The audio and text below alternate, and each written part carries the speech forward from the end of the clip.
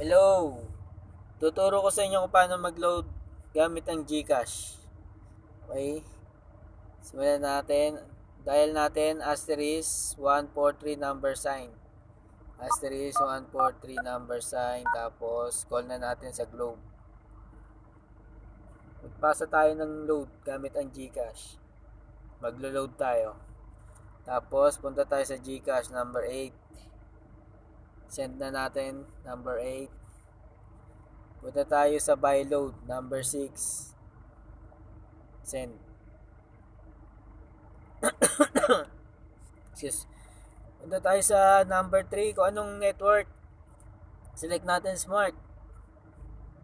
Send. Regular. O yung mga promo pwede. Number 1 promo. Tapos minimum niya 5. Magpasa tayo ng 5.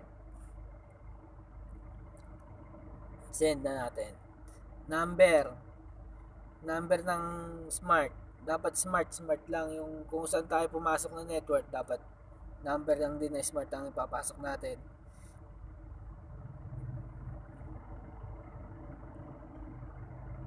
Ayan.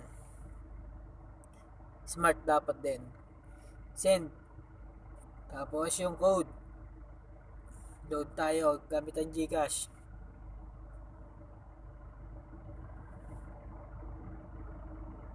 Pwede din tayo mag-load. Yan.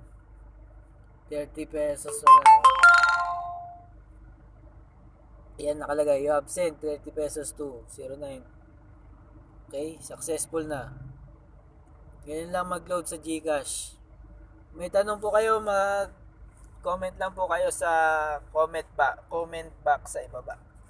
Okay, thank you.